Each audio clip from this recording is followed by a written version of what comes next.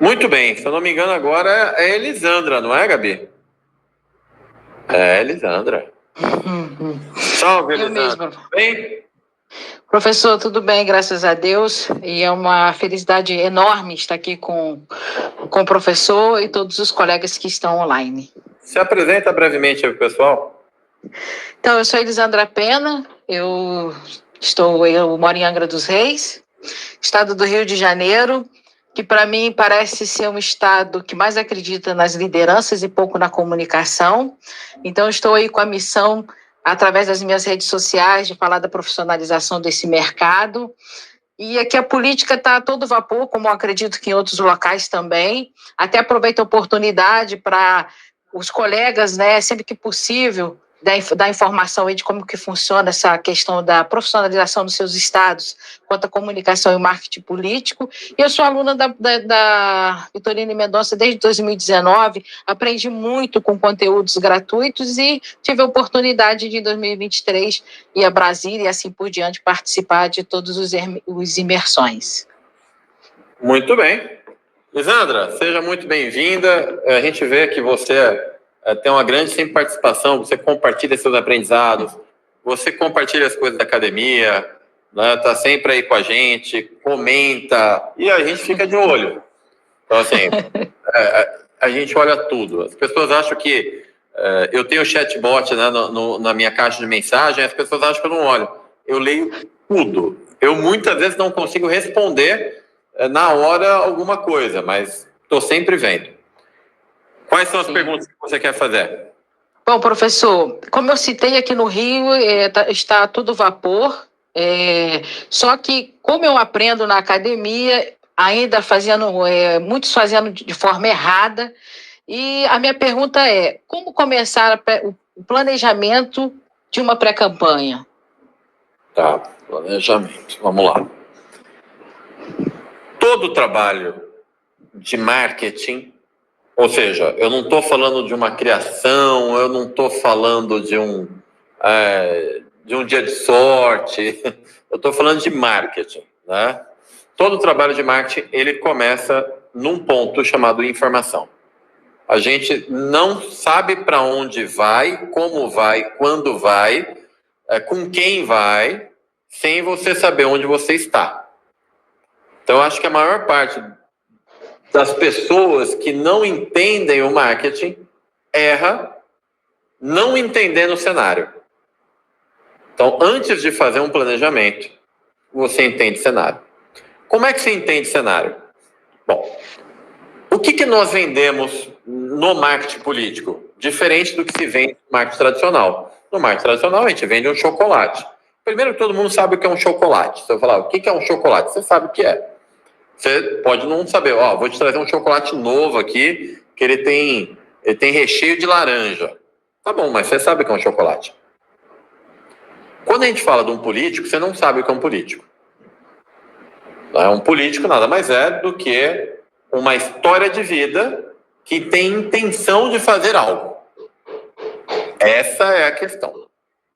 Então, primeiro momento do profissional de marketing é entender produto.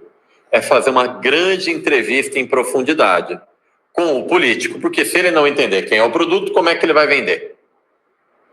O político, o produto, é baseado na história de vida, nos atos, nos familiares, no entendimento que ele tem sobre a vida, no seu histórico profissional, na sua, né, na sua família.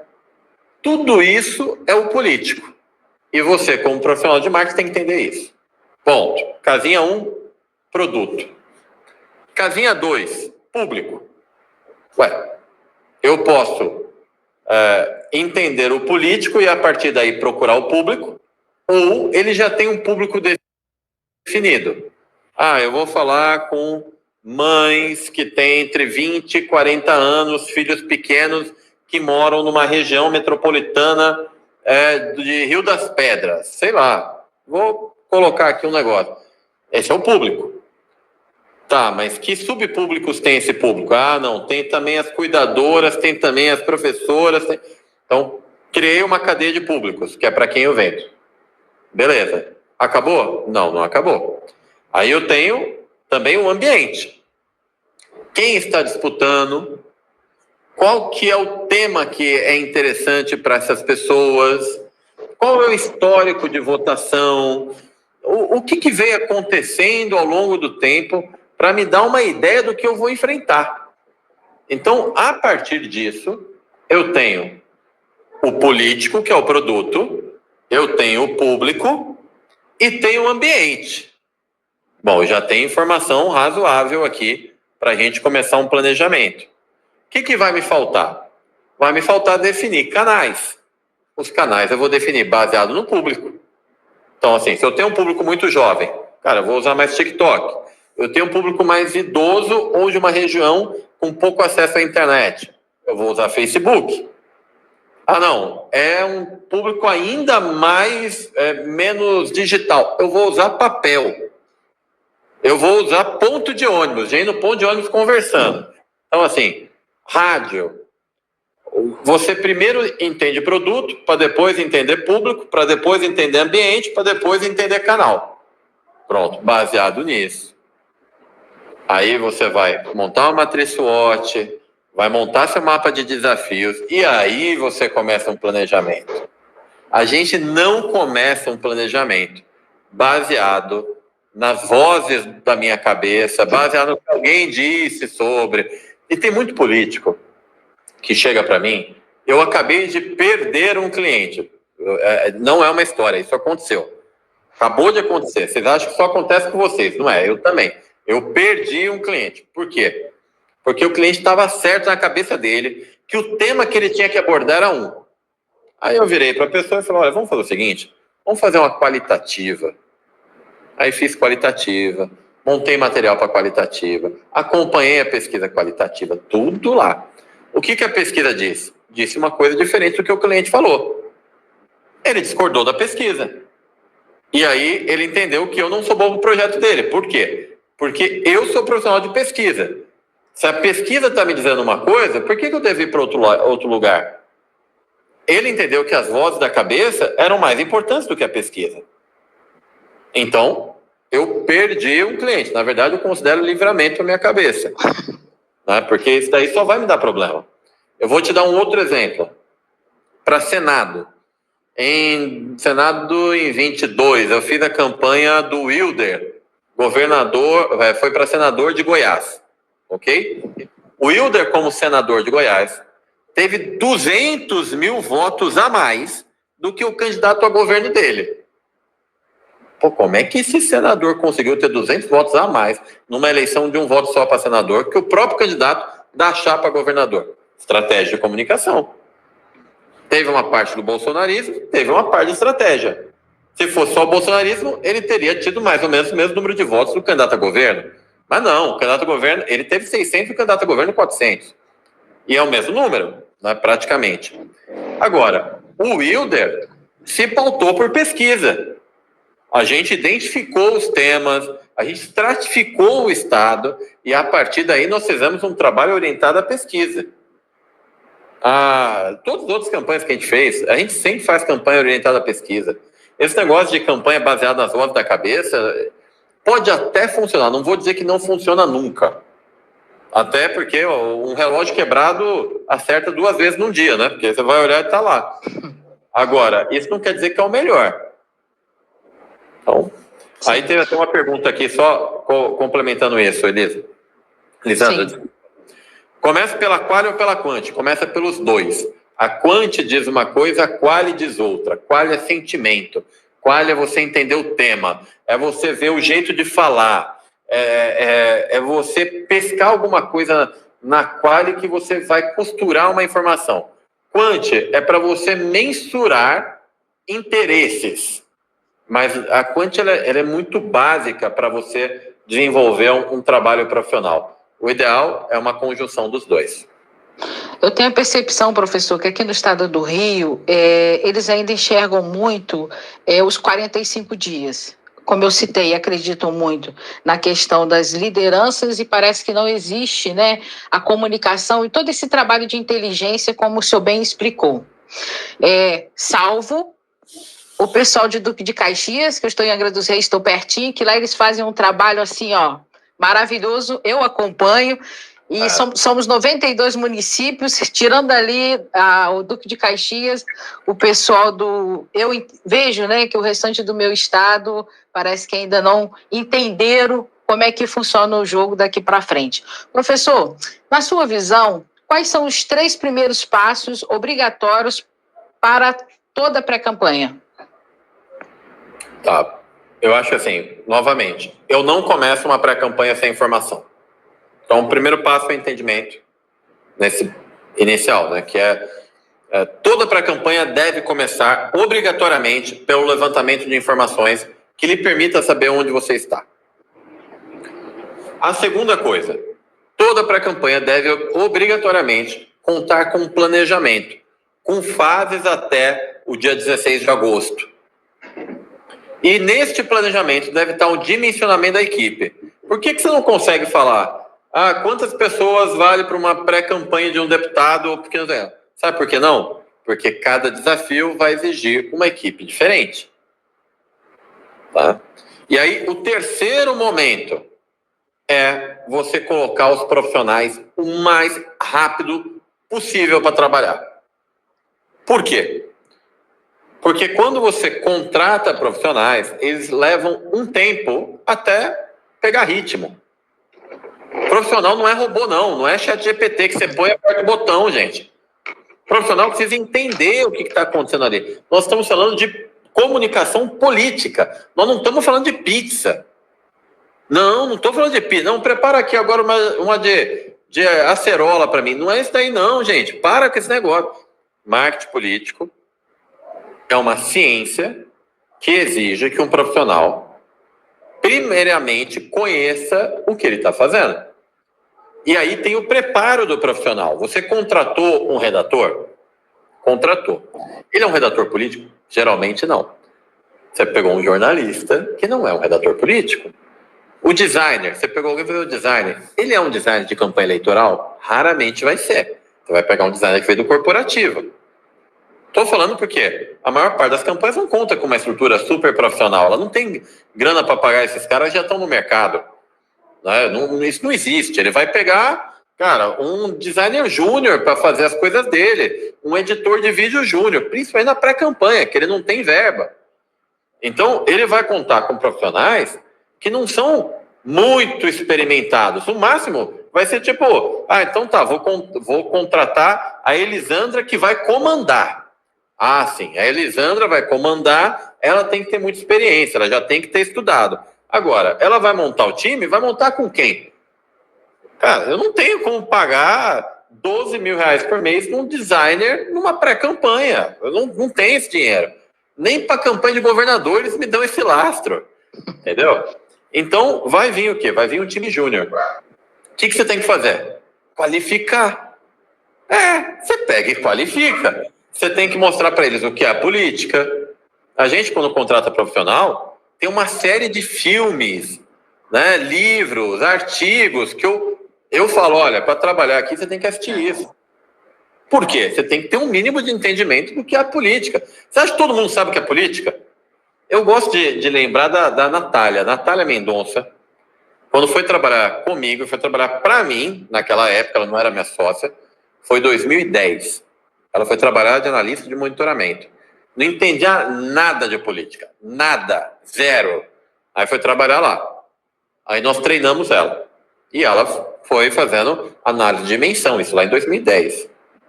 Tá bom. Terminou a campanha, ela foi bem e tal. Depois trabalhou com a gente em várias outras campanhas. E aí um belo dia ela me faz uma pergunta assim, para que servia aquilo que eu fazia? Pô, cara. Aí aquele negócio acabou comigo. Eu falei, como assim? Não, eu fazia e tal. Ou seja, ela vivenciou campanhas sem entender como o trabalho dela seria utilizado num processo. Essa é a realidade da maior parte dos profissionais que atuam dentro da comunicação política. Eu não estou falando do marqueteiro, não estou falando do consultor, nem do coordenador. Estou falando do profissional que é a mão de obra. Então, você vê, eu estou dando um destaque a isso porque a gente não faz campanha sem equipe. E aí as pessoas entendem que contratar e botar para rodar é na hora. Não é. Não é. Eu, com toda a minha experiência, eu não consigo preparar um time em menos de 30 dias. Não consigo. Ou seja, se eu contratar somente no período eleitoral, o time vai começar a ficar bom, cara, no meio de setembro. É uma loucura, não consigo fazer isso. Eu tenho que preparar antes. E olha, eu tenho curso, tenho guia do marketing político, tenho imersão, tenho livro, eu tenho didática, eu sei explicar as coisas. Imagina para quem não tem. Então, eu acho assim, esses 3 pontos aqui, dentre eles eu coloco que a preparação dos profissionais é o mais importante. Talvez, de tudo isso, é que assim, é difícil dizer, né? Porque o diagnóstico e o planejamento são muito importantes também. É que eu vejo, se você tiver um bom diagnóstico, um bom planejamento, não tiver equipe para fazer, você vai enxugar gelo, né? Quanto à equipe, professor, eu sempre que tenho oportunidade, eu defendo que tem entendimento da política, tecnologia e comunicação. 3 coisas fundamentais, que foi o que eu aprendi, né, ao longo desses anos com a escola. É articular essas 3 áreas para alcançar os objetivos dos projetos políticos. Professor, agora minha próxima pergunta vai ajudar o meu colega que estava anteriormente na live com dúvidas a respeito de quem está em mandato, né, e que vai ser pré-candidato. Como planejar a agenda do pré-candidato durante a pré-campanha? E se ele já estiver em mandato, qual o equilíbrio com a atuação dele? Bom, planejar a agenda do candidato em pré-campanha é uma arte. Já começa dizendo isso. Por quê? Todo mundo quer que o candidato vá lá, o pré-candidato. O candidato, muitas vezes, acha que tem que estar em todo lugar. Então, o que eu costumo fazer? A Noeli, que trabalha com áudio, seguiu essa regra e foi muito feliz.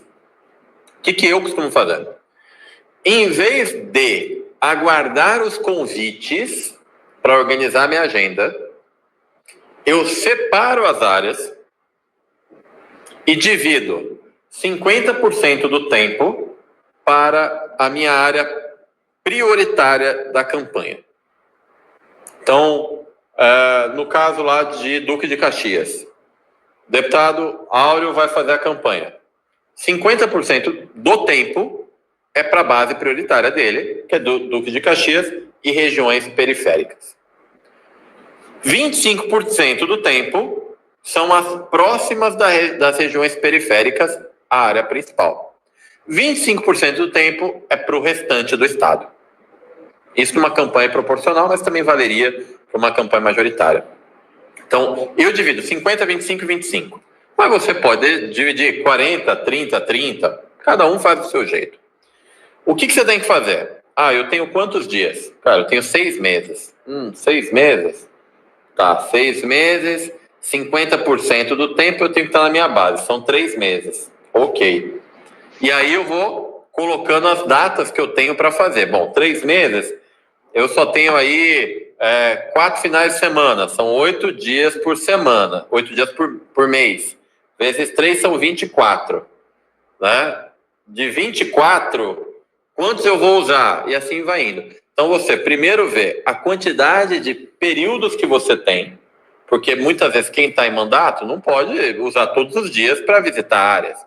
Quem está em mandato vai visitar no final de semana.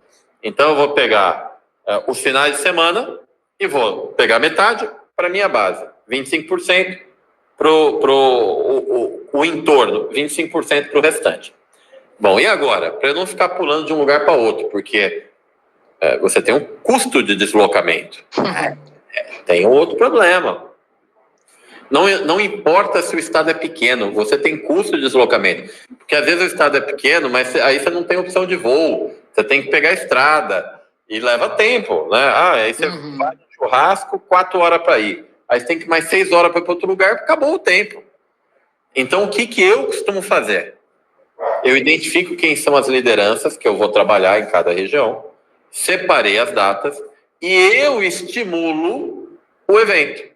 Então, ó, no final de semana, sei lá, do dia 2, eu vou estar na região dos lagos. Então, no dia 2, vai ter uma agenda preparada pelas lideranças numa cidade, à noite vai ser em outra, no dia 3 vai ser em outra, no dia 3 à noite vai ser em outra. Então, eu maximizo a agenda, mas não é quando eles querem, sou eu que provoco. Eu viro e falo, olha, daqui um mês eu preciso que você me monte uma agenda com 500 pessoas aí. É diferente. Se você não fizer isso, o que vai acabar acontecendo? Toda hora alguém vai te requisitar. Olha, tem a festa da pamonha aqui e tal. E aí lá vai você para a festa da pamonha. E para todo mundo, se você não for lá, você perdeu a eleição. Essa daí é o básico. Não, você não vem aqui, você vai perder a eleição. E quem não vem na festa da uva aqui, perde a eleição. É tudo história. Perde a eleição que não sabe usar bem o tempo. Perfeito, professor. Realmente, planejamento é tudo. Afinal de contas, quem planeja erra menos e quem erra menos vence uma eleição. Professor, são essas as minhas perguntas. Eu agradeço a oportunidade de estar aqui, tirar várias dúvidas que eu tirei com os colegas anteriores. Com certeza vou continuar aqui, já fiz várias anotações e eu sigo aqui no estado do Rio de Janeiro nesse mercado, tá? Um abraço aos colegas também que estão online. Admiro muito aí a sua perseverança, porque o Rio de Janeiro é um lugar muito difícil para se trabalhar. Eu evito pegar projeto no Rio de Janeiro. É mesmo, professor? Eu evito porque é muito difícil. O pessoal, os clientes, eles são muito dados ao amadorismo, ao improviso, à compra de voto, à compra de liderança. Eles acham que campanha é só você ter liderança. Então, eu evito. E ainda é muito difícil você arrumar profissionais comprometidos com uma campanha. É muito difícil. Eu fiz aí várias, né? A principal, acho que foi do Marcelo Crivella, prefeito do Rio, em 2016. Olha, você já reparou que eu não faço evento no Rio? Exatamente, não faz. Por que você faz no Rio, sabe? Olha, professor, eu vou falar o que o senhor comentou no Imersão. Eu não me recordo qual imersão que era. Que o senhor chegou a falar assim, não faça o evento no Rio, senão o pessoal vai falar assim, ou dá um desconto, ou faz de graça. Cara, o Rio, ou não é? O carioca gosta de entrar no esquema de graça. Assim, se é para pagar, ele não vai. Mas se for um negócio de graça, ele topa. Ele gosta de ser VIP. Entendeu? E aí é mais difícil. Aí é complicado. Eu não consigo sustentar. A maior parte dos eventos que faz, as pessoas acham que eu fico rico a cada evento. São os coitados. É que eu não gosto de falar para vocês não chorar junto. Primeiro que você bota um caminhão de dinheiro na frente. Depois você não sabe se vai vender. Tudo bem, os nossos sempre lotam, mas e se aquele ano não lotar? Como é que vai ser? Uma diária do Imersão, do hotel, é 100 mil reais. Uma diária. Imagino. Não é qualquer coisa. Só diária do lugar. Eu não estou falando de iluminação, não estou falando de LED, do ambiente, estou falando de nada, estou falando da diária do hotel. Então as pessoas acham, e não é assim, eu gosto de fazer esses cursos, cara, porque eu gosto de formar profissionais, assim, não é porque, nossa, é lucrativo, não. Eu nem estou preocupado com isso diretamente, eu estou preocupado com uma formação de mercado. Eu acho que se a gente tiver uma formação de mercado, a gente vai ter aí campanhas e cada vez pagando melhor e cada vez com mais profissionais se dedicando mais. E com políticos que entendem o que é uma profissionalização. Quando eu comecei a dar curso, quase ninguém dava. Quem dava curso era o Maianelli, professor Maianelli, que infelizmente faleceu no período da Covid, se eu não me engano, a quem eu respeito, uma figura que eu respeito bastante. Então, o Maianelli começa esse trabalho e eu mudo um pouco e faço a expansão do meu jeito.